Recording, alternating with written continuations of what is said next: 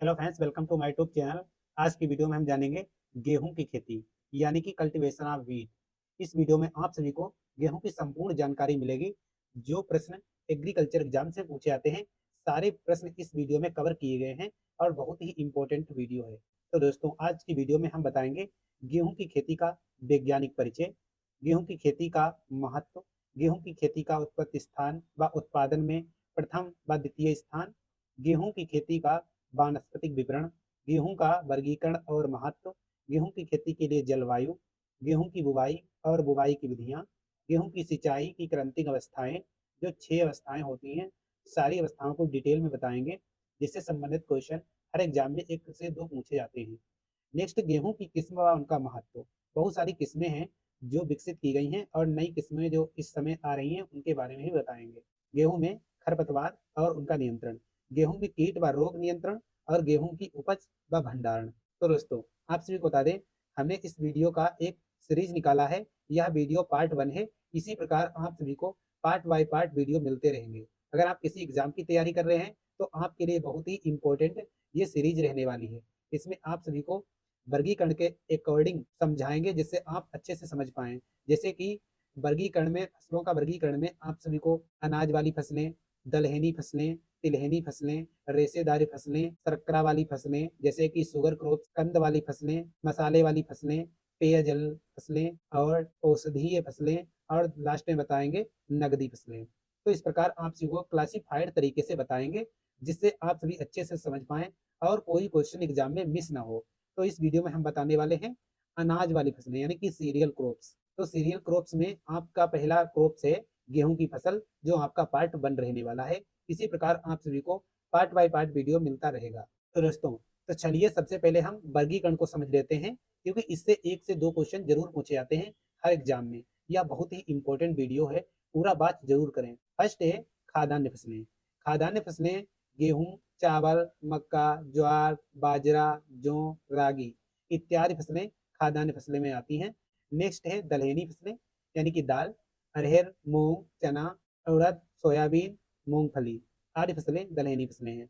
Next number 3 है तिलहनी फसलें, यानी कि इनसे तेल प्राप्त होता है।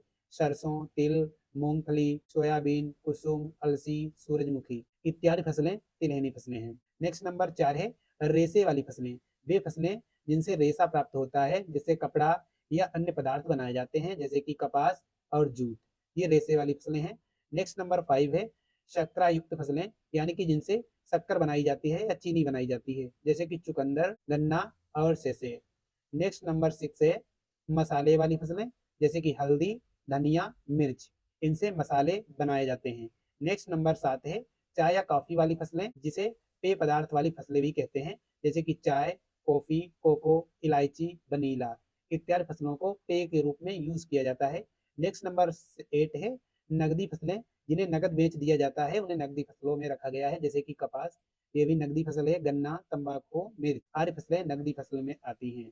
नेक्स्ट नंबर 9 है पशु चारा फसलें, यानी कि जिनसे पशुओं के लिए चारा बनाया जाता है, जैसे कि ज्वार, बाजरा, मक्का, लोबिया, बरसीम इत्यादि फसलें पशु के लिए आती हैं या पशु चारा फसलें कहलाती हैं। तो इस प्रकार हम 9 भागों में इन फसलों को क्लासिफाइड किया है, ताकि आप सभी को अच्छे से समझ में आ जाए। अनाज वाली फसलों का वर्गीकरण। अनाज वाली फसलों का वर्गीकरण, क्योंकि हम इन्हीं फसलों को सबसे पहले पढ़ने वाले हैं, इसीलिए यह वर्गीकरण हमारे लिए बहुत ही इंपॉर्टेंट हो जाता है। अनाज वाली फसलों को हमने 3 भागों में वर्गीकृत किया है। नंबर फर्स्ट है प्रमुख अनाज वाली फसलें या मेजर अनाज वाली फसलें। नेक्स्ट नंबर 3 है मोटे अनाज वाली फसलें, जिन्हें मिलिट्स कहते हैं। नेक्स्ट नंबर 3 है 6 अनाज वाली फसलें, जिसे स्यूडो सीरियल्स कहते हैं। यानी कि हम सबसे पहले पढ़ेंगे प्रमुख फसलें, जिनमें गेहूं, गेहूं की खेती हम इसी वीडियो में पढ़ने वाले हैं, जो हमारा पार्ट 1 होगा। धान, मक्का, ज्वार इत्यादि फसलें प्रमुख फसलें हैं, जिन्हें मुख्य रूप से हम यूज करते हैं अनाज के रूप में। नेक्स्ट मोटे अनाज वाली फसलें, इन्हें 2 भागों में वर्गीकृत किया गया है। नंबर फर्स्ट है मेजर मिलेट्स, यानी कि इसमें आता है ज्वार, बाजरा, रागी, जिसे मडुआ भी कहते हैं। ये फसलें मोटे अनाज की मुख्य फसलें हैं। नेक्स्ट नंबर बी है माइनर मिलेट्स या लघु मोटे अनाज वाली फसलें। ये क्वेश्चन भी एग्जाम में पूछा जा चुका है, जो आप सभी को नीचे लिखा हुआ है। इसमें आता है कंगनी, कुटकी, जिसे कुटकी चावल भी कहते हैं, कोदो, चीना, सांबा और ब्राउन टॉप बाजरा इत्यादि फसलें माइनर मिलेट्स हैं, यानी कि लघु मोटे अनाज वाली फसलें हैं, जिन्हें कहीं न कहीं यूज़ किया जाता है अनाज के रूप में। नेक्स्ट चंद फसलें या स्यूडो अनाज वाली फसलें, जैसे कि कुट्टू, चौलाई जिसे राजगीरा कहा जाता है, क्विनोआ इत्यादि फसलें स्यूडो सीरियल्स में आती हैं। आप सभी इनका नाम ही मात्र याद रखें, क्योंकि ये इनकी खेती पूछी नहीं जाती है, बल्कि इनका एग्जाम्पल पूछ लिया जाता है कभी-कभार। इससे रिलेटेड कुछ एग्जाम में पूछा गया प्रश्न बताएंगे, जो कि 2025 में पूछा गया है। ये इम्पोर्टेंट प्रश्न इसीलिए बनता है। जैसे निम्नलिखित में से किस लघु मोटे अनाज यानी कि मिलेट्स में वर्गीकृत किया गया है? कौन सी फसल को लघु मोटे अनाज में वर्गीकृत किया गया है? ये एजीटीए 2025 में पूछा गया प्रश्न है। इसमें आपका ऑप्शन है बाजरा, ज्वार, रागी और कोदो। लघु मोटे अनाज की फसल पूछा गया है। तो दोस्तों आप सभी को इसमें देख सकते हैं, लघु मोटे अनाज की फसल में क्या है? तो दोस्तों इसमें कोदो आता है, कोदो यानी कि कोदो मिलेट। तो इसका राइट आंसर ऑप्शन डी होगा, कोदो मिलेट। तो इस प्रकार क्वेश्चन आप सभी के हर एग्जाम में देखने को मिलते हैं, अनाज वाली फसलों के वर्गीकरण से संबंधित। तो चलिए हम इस वीडियो को स्टार्ट करते हैं। इसमें गेहूं की खेती रहने वाला है। तो गेहूं की खेती हम किस प्रकार स्टार्ट करेंगे? नंबर फर्स्ट हम गेहूं की खेती पढ़ने वाले हैं, यानी कि वीट क्रॉप इस वीडियो में। अन्य फसलें आप देख सकते हैं, धान, मक्का, जौ, ये प्रमुख फसलें रहने वाली हैं, जो हम अगले वीडियो में पढ़ेंगे। यानी कि हमारी ये सीरीज है, जिसमें आप सभी को पार्ट बाय पार्ट वीडियो मिलते रहेंगे। नेक्स्ट नंबर 2 है मोटे अनाज वाली फसलें, यानी कि इससे मेजर मिलेट्स आती हैं, जैसे कि ज्वार, बाजरा और रागी। इनकी फसलों को हम पढ़ने वाले हैं। इस प्रकार क्लासिफाइड किया है, जैसे कि हमारा फर्स्ट एग्रीकल्चर है। एग्रीकल्चर यानी कि कृषि, कृषि में आता है एग्रोनॉमी यानी कि सस्य विज्ञान, और इसमें आता है क्रॉप्स यानी कि फसलें, फसलों में आता है क्रॉप्स फसलें यानी कि सीरियल क्रॉप्स, जिसमें आता है अनाज वाली फसलें। अनाज वाली फसलों में मेजर सीरियल क्रॉप्स आता है, मुख्य फसलें, और मुख्य फसलों में आता है वीट कल्टीवेशन यानी कि गेहूं की खेती। तो हम इसमें वीट कल्टीवेशन पढ़ने वाले। तो गेहूं की खेती के बारे में हम अच्छे से जानकारी देंगे, जिसमें गेहूं की खेती का वैज्ञानिक परिचय सबसे पहले हम समझेंगे। गेहूं की खेती का वैज्ञानिक परिचय में गेहूं का वानस्पतिक नाम, यानी कि इसका वानस्पतिक नाम होता है ट्रेटिकम एस्टिवम। ये इंपॉर्टेंट है दोस्तों, हर बार एग्जाम में पूछा जाता है कहीं ना कहीं। फैमिली इसकी है पॉइसी, इसे ग्रेवनी कुल भी कहते हैं, ग्रेवनी कुल भी कह सकते हैं या घास कुल भी कह सकते हैं, क्योंकि ये घास वाली फसल है। उत्पत्ति स्थान इसका बहुत ज्यादा पूछा जाता है, दक्षिण पश्चिम एशिया है इसका उत्पत्ति स्थान। गुणसूत्र इसमें होते हैं 2n42, यानी कि 6x का मतलब होता है यह 6 गुणित फसल है, इसीलिए 6x लिखा गया है। उपनाम इसका समझ लेते हैं, इसे अनाजों का राजा कहा जाता है। ये भी इंपॉर्टेंट प्रश्न है, अनाजों का राजा। और अनाजों की रानी पूछा जाए तो अनाजों की रानी मक्का हो जाएगा इसका राइट आंसर। अब हम समझेंगे गेहूं उत्पादन में भारत और विश्व का स्थान, यानी कि गेहूं उत्पादन में विश्व में चीन प्रथम स्थान पे है, यानी कि सबसे ज्यादा चीन गेहूं का उत्पादन करता है। और दूसरे स्थान पर अपना भारत आता है, जो सबसे ज्यादा गेहूं उत्पादन करने वाला दूसरा सबसे बड़ा देश है। नेक्स्ट, भारत में गेहूं उत्पादन में कौन क्या स्थान रखता है? तो गेहूं उत्पादन में या क्षेत्रफल की दृष्टि से दोनों में उत्तर प्रदेश का स्थान प्रथम है, यानी कि ये उत्पादन में भी प्रथम स्थान पे है और क्षेत्रफल में भी प्रथम स्थान पे है। अगर उत्पादकता पूछी जाए कि कौन से राज्य की उत्पादकता भारत में सबसे ज्यादा है या अग्रणी राज्य है, तो दोस्तों ये पंजाब होगा। पंजाब की उत्पादकता यानी कि प्रति हेक्टेयर उत्पादन सबसे ज्यादा है, जो 45 कुंटल प्रति हेक्टेयर आता है। हरित क्रांति का सबसे ज्यादा फर्क इन राज्यों पर पड़ा, यानी कि पंजाब और हरियाणा पर हरित क्रांति का प्रभाव सबसे ज्यादा पड़ा, इसीलिए इन राज्यों की उत्पादकता सबसे ज्यादा है। नेक्स्ट, भारत में गेहूं का कुल क्षेत्रफल कितना है? तो 29 मिलियन हेक्टेयर भारत का कुल क्षेत्रफल है गेहूं के उत्पादन में। तो दोस्तों अब हम देखने वाले हैं गेहूं की खेती का महत्व यानी कि इंपोर्टेंस। सबसे पहले गेहूं में प्रोटीन 11 से 13% पाई जाती है। गेहूं में पाई जाने वाली प्रोटीन का नाम है ग्लूटीन प्रोटीन। गेहूं में ग्लूटीन नामक प्रोटीन मौजूद होती है, जो परीक्षा की दृष्टि से बहुत ही इंपॉर्टेंट क्वेश्चन है। गेहूं में कार्बोहाइड्रेट पाया जाता है, तो दोस्तों ये 68 से 70% पाया जाता है। नेक्स्ट है गेहूं में पुष्पक्रम। तो दोस्तों गेहूं में स्पाइक, ईयर या बाली नामक पुष्पक्रम पाया जाता है, इसे स्पाइक भी कहते हैं, ईयर भी कहते हैं, बाली भी कहते हैं। नेक्स्ट है फल का प्रकार। तो दोस्तों गेहूं का फल का प्रकार कैरियोप्सिस है। नेक्स्ट है गेहूं का परीक्षण भार यानी कि टेस्ट वेट। तो टेस्ट वेट 40 ग्राम पर 1000 बीज का भार होता है। नेक्स्ट है गेहूं के मामे का, यानी कि गेहूं का जो मामा होता है उसका परीक्षण भार कभी कभार पूछ लिया जाता है, तो इसका परीक्षण भार होता है 2 ग्राम पर 1000 बीज का भार। नेक्स्ट है सर्वाधिक सिंचित फसल। तो दोस्तों गेहूं सर्वाधिक सिंचित फसल कही जाती है, क्योंकि इसमें 6 क्रंतिक अवस्थाएं पाई जाती हैं सिंचाई की। नेक्स्ट है हरित क्रांति में सर्वाधिक योगदान रहा, तो गेहूं और धान का हरित क्रांति में सर्वाधिक योगदान रहा। इससे रिलेटेड क्वेश्चन कुछ और पूछे जाते हैं, जैसे कि भारत में हरित क्रांति के जनक तो दोस्तों एम एस स्वामीनाथन है, भारत के हरित क्रांति के जनक, और विश्व में बोरलॉन्ग जी हैं। तो इस प्रकार क्वेश्चन भी पूछे जाते हैं। नेक्स्ट है गेहूं और जो अनुसंधान निदेशालय है, तो दोस्तों ये करनाल हरियाणा में स्थित है, गेहूं एवं जो अनुसंधान निदेशालय। नेक्स्ट है अंतर्राष्ट्रीय गेहूं प्रजनक कौन है, तो एस राजा राम को अंतर्राष्ट्रीय गेहूं प्रजनक के रूप में जाना जाता है। नेक्स्ट है विश्व में मुख्य अनाज वाली फसल है, तो धान विश्व की मुख्य अनाज वाली फसल है, क्योंकि इसे विश्व में 60% लोग खाते हैं, इसीलिए ये विश्व की मुख्य अनाज वाली फसल कही जाती है। और लास्ट है विश्व में सबसे ज्यादा खाई जाने वाली फसल है, तो चावल विश्व में सबसे ज्यादा खाई जाने वाली फसल है, क्योंकि इसे 60% लोग खाते हैं। नेक्स्ट अब हम समझेंगे गेहूं का वर्गीकरण और महत्व। गेहूं का वर्गीकरण, इसे 4 भागों में विभाजित किया गया है। नंबर फर्स्ट है द्विगुणित यानी कि डिप्लॉयड। डिप्लॉयड गुणसूत्र होता है 2n14, 2n14 डिप्लॉयड हो गया, और इसमें हैप्लॉयड का n होगा जो बराबर 7 होगा, यानी कि हैप्लॉयड इसमें 7 होगा, डिप्लॉयड 14 होगा। तो दोस्तों डिप्लॉयड का एग्जाम्पल है ट्रेटिकम मोनोकोकम, क्षेत्र 1% है, यानी कि भारत में इसकी खेती 1% क्षेत्र पर की जाती है। नेक्स्ट नंबर 2 है चतुर्गुणित यानी कि टेट्राप्लॉयड।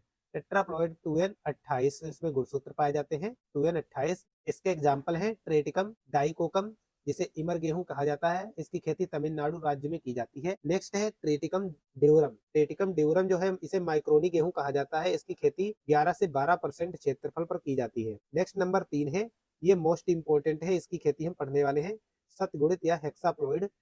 हेक्साप्लॉयड जिसमें गुणसूत्र होते हैं 2n42, इसी की खेती हम पढ़ने वाले हैं, हेक्साप्लॉयड की। इसका एग्जाम्पल है ट्रेटिकम एस्टिवम, गेहूं की खेती के लिए इंपॉर्टेंट है, और ट्रेटिकम स्पेरोकोकम। स्पेरोकोकम एक भारतीय बोना गेहूं है, और जो ट्रेटिकम एस्टिवम है ये सामान्य गेहूं है, इसे मैक्सिकन गेहूं भी कहा जाता है, और इसकी खेती भारत में 87% क्षेत्रफल पर की जाती है। इसी की खेती हम पढ़ने वाले हैं। नंबर 4 है ट्रिटिकेल। ट्रिटिकेल जो है मानव निर्मित पहला खाद्यान्न फसल है, जो गेहूं और राई के क्रॉस से बनाई गई है। इसमें गेहूं और राई का क्रॉस किया गया है, जिसे प्रथम मानव निर्मित धान्य फसल कहा जाता है। इस फसल का विकास रिम्पो नामक वैज्ञानिक ने किया था। इसमें गुणसूत्र संख्या होती है 2n56, गुणसूत्र संख्या भी पूछी जाती है। आप इस फिगर में देख सकते हैं, ये ट्रेटिकेल है, जो आप इस प्रकार की बाली अगर देखेंगे तो ये ट्रेटिकेल है, और ट्रेटिकेल कुछ इस प्रकार का बीज होता है। इसमें बीज जो होता है अंदर दाना कुछ इस प्रकार का होता है गेहूं जैसा, इसे ट्रेटिकेल कहते हैं। नेक्स्ट हम देखने वाले हैं गेहूं की खेती के लिए जलवायु। जलवायु ठंडी व नम जलवायु रबी सीजन के लिए इंपॉर्टेंट है, यानी कि ये रबी सीजन की फसल है। तापमान इसमें अंकुरण के लिए 20 से 25 डिग्री सेंटीग्रेड रहता है।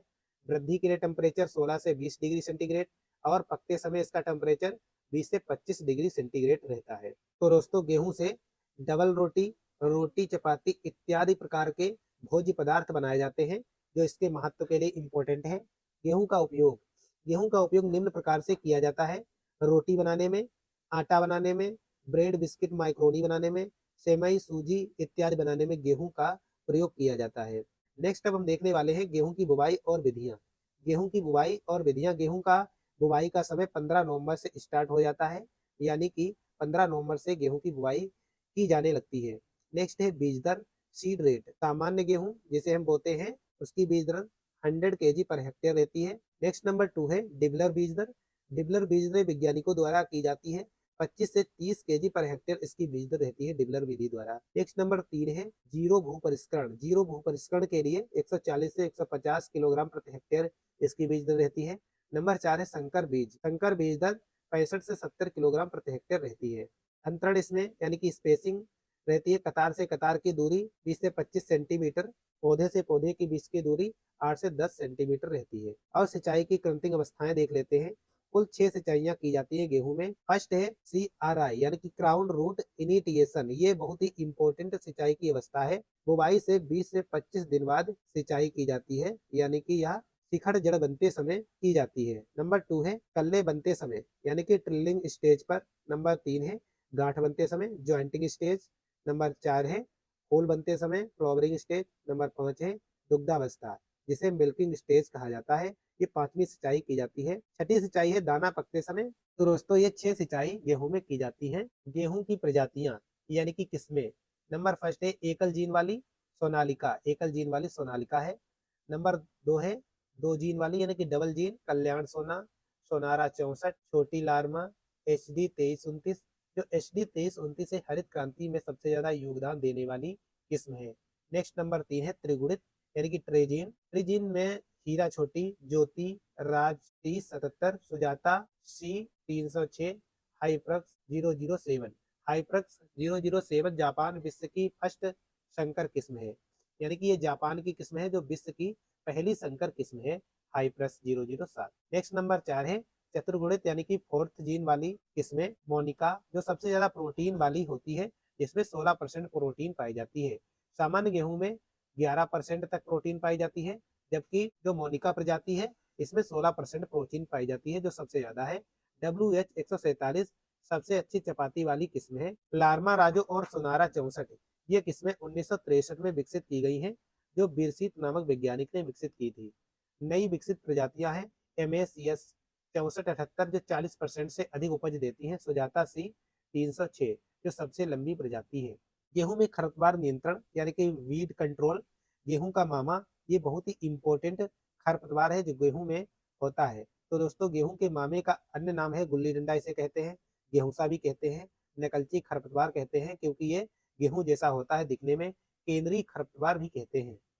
इसका वानस्पतिक नाम होता है फेलेरिस माइनर और परीक्षण भार 2 ग्राम पर 1000 बीज का भार होता है। सबसे पहले RK मलिक ने हिसार हरियाणा में इसे देखा था, यानी कि जो गेहूं का गुल्ली डंडा है इसे हिसार हरियाणा में सबसे पहले देखा गया था, मलिक ने इसे देखा था। तो दोस्तों बथुआ ये भी गेहूं का इंपॉर्टेंट खरपतवार है। बथुआ जिसे वैज्ञानिक नाम है चिनोपोडियम एल्बम, ये भी पूछा जाता है, इसका वैज्ञानिक नाम पूछा जाता है। इसके नियंत्रण के लिए चौड़ी पत्ती वाले जो खरपतवार होते हैं जैसे कि बथुआ, इसके नियंत्रण के लिए 2,4-D मेटा सल्फ्यूरान का यूज कर सकते हैं।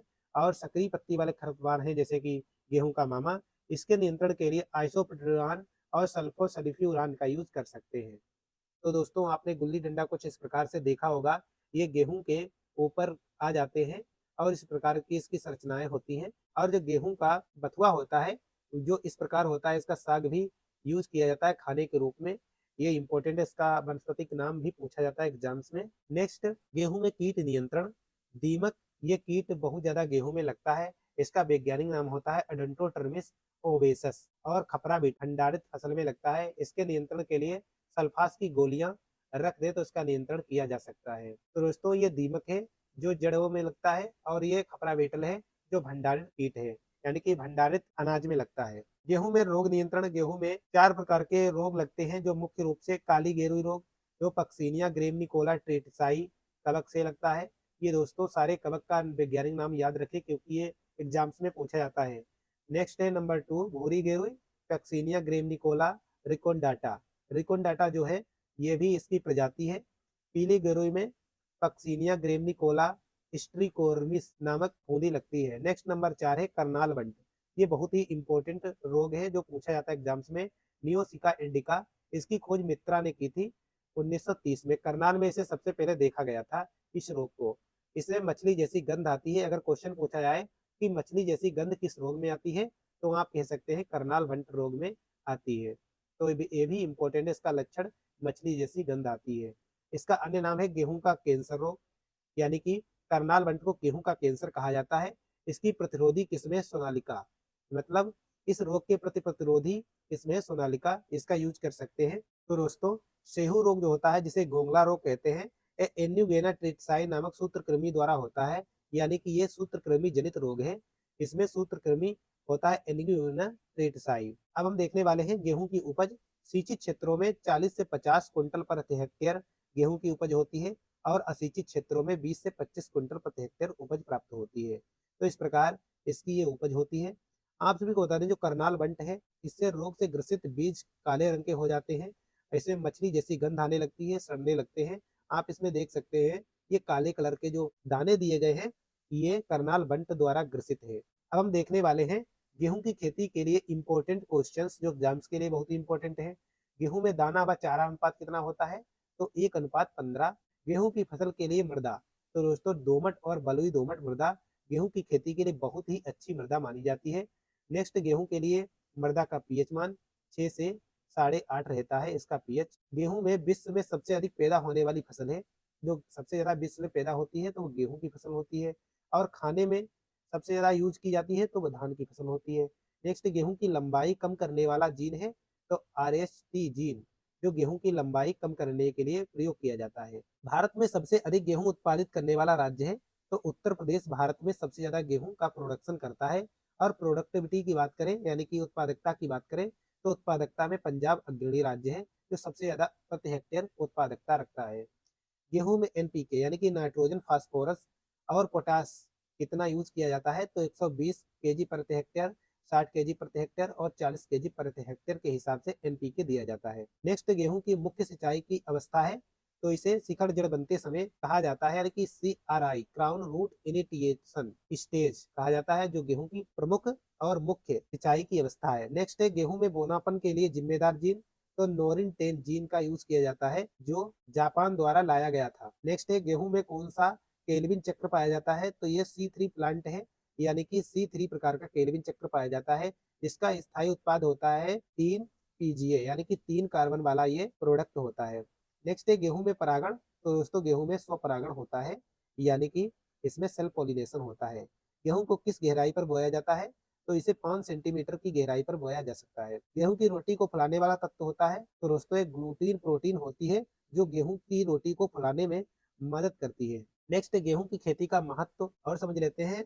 गेहूं का बीजोपचार, गेहूं का बीजोपचार कवकनाशी, कीटनाशी और एजेक्टोवेक्टर, जिसे हम FIA पद्धति कहते हैं। तो दोस्तों कवकनाशी सबसे पहले कौन सा यूज किया जाता है तो बीटावेक्स 2.5 ग्राम पर केजी सीड के हिसाब से इसे उपचार करते हैं। इंसेक्टिसाइड यानी कि कीटनाशी के लिए क्लोरोपाइरीफास, जो 450 ml पर 100 केजी सीड से उपचारित कर सकते हैं। नंबर 3 है एजोटोबैक्टर, जो नाइट्रोजन स्थिरीकरण के लिए इंपॉर्टेंट है। इसका यूज 3 पैकेट प्रति हेक्टेयर के हिसाब से कर सकते हैं। तो दोस्तों इसे इस प्रकार से उपचारित कर सकते हैं। गेहूं में सूत्रकृमि द्वारा होने वाला रोग है गोंगला रोग और मोलिया रोग, जो गेहूं में सूत्रकृमि द्वारा होते हैं। नेक्स्ट है, Indian institute of beet and barley research कहाँ है तो दोस्तों ये करनाल हरियाणा में स्थित है, इसका हेडक्वार्टर। नेक्स्ट है, गेहूं की बोनी किस्मों का विकास किसके कारण हुआ तो नॉर्मन बोरलॉन्ग, जो वैज्ञानिक है उनके द्वारा इसका यूज किया गया, यानी कि नोरिन 10 का यूज किया गया, जिसके प्रति गेहूं की बोनी किस्मों का विकास किया गया। गेहूं की जड़ों का प्रकार होता है तो इसमें फेब्रोन्स रूट सिस्टम पाया जाता है। गेहूं की कटाई के समय दाने में नमी तो कटाई के समय 20 से 25% नमी रहनी चाहिए। ब्रेड गेहूं का वैज्ञानिक नाम होता है, यानी कि जिससे रोटी बनाई जा सकती है, उसका वैज्ञानिक नाम होता है ट्रेटिकम एस्टिवम, जो बहुत ही इंपॉर्टेंट है। और इसकी खेती 87% भारत में की जाती है, यानी कि 87% क्षेत्रफल पर इसकी खेती की जाती है। नेक्स्ट है, ड्यूरम गेहूं यानी कि जिसे माइक्रोनी व्हीट कहते हैं, का वैज्ञानिक नाम है टेटिकम ड्यूरम। टेटिकम ड्यूरम माइक्रोनी गेहूं का वैज्ञानिक नाम है। गेहूं में CRI यानी अवस्था क्यों महत्वपूर्ण मानी जाती है, इसी अवस्था में जड़ें और टिलर्स विकसित होते हैं, इसीलिए यह अवस्था सिंचाई के लिए बहुत इंपॉर्टेंट अवस्था मानी जाती है। विश्व में हरित क्रांति के जनक हैं तो दोस्तों नॉर्मन बोरलॉन्ग को विश्व में हरित क्रांति के जनक के रूप में जाना जाता है। और लास्ट है, गेहूं का पुष्पक्रम, गेहूं में स्पाइक पुष्पक्रम पाया जाता है। अब हम देखने वाले हैं कुछ इंपॉर्टेंट क्वेश्चंस जो कि किसी न किसी एग्जाम में पूछे जा चुके हैं। फर्स्ट क्वेश्चन है, ब्रेड गेहूं का वैज्ञानिक प्रजाति क्या है, यानी कि इसमें वैज्ञानिक नाम पूछा गया है, जो ICR JRF 2018 में पूछा गया क्वेश्चन है। तो दोस्तों इसमें बताना है ब्रेड का वैज्ञानिक नाम, जो ब्रेड का गेहूं है उसका वैज्ञानिक नाम बताना है। तो ट्रेटिकम एस्टिवम, यानी कि बी ऑप्शन का राइट आंसर है ट्रेटिकम एस्टिवम। नेक्स्ट क्वेश्चन है नंबर 2, गेहूं में पहली सिंचाई की अवस्था की जाती है, ये नाबार्ड ग्रेड A 2019 से पूछा गया क्वेश्चन है। इसमें पूछा गया है गेहूं में पहली सिंचाई किस अवस्था पर की जाती है तो दोस्तों CRI पद्धति द्वारा की जाती है, बी ऑप्शन का राइट आंसर है क्राउन रूट इनिटिएशन अवस्था पर की जाती है, सिकड़ जड़ बनते समय। नेक्स्ट नंबर 3 है, गेहूं का पुष्पक्रम क्या कहलाता है, ये IBPSFO 2020 में पूछा गया क्वेश्चन है। तो दोस्तों स्पाइक इसमें पुष्पक्रम पाया जाता है, बी ऑप्शन का राइट आंसर है। नेक्स्ट क्वेश्चन नंबर 4 है, गेहूं का दाना किस प्रकार का फल होता है तो दोस्तों ये केरियोप्सिस फल होता है, इसका बी ऑप्शन का राइट आंसर है। नेक्स्ट क्वेश्चन नंबर 5 है, भारत में गेहूं उत्पादन में प्रथम स्थान किस राज्य का है, एग्रीकल्चर सुपरवाइजर 2019 में पूछा गया एक क्वेश्चन है, इंपॉर्टेंट है। तो दोस्तों उत्तर प्रदेश, सी ऑप्शन का राइट आंसर है। नेक्स्ट नंबर 6 है, गेहूं का गुणसूत्र संख्या, यानी कि इसमें क्रोमोजोम नंबर्स पूछे गए हैं कितने होते हैं। आईसीआर एआरएस 2016 में पूछा गया क्वेश्चन है। तो दोस्तों इसका सी ऑप्शन राइट आंसर है।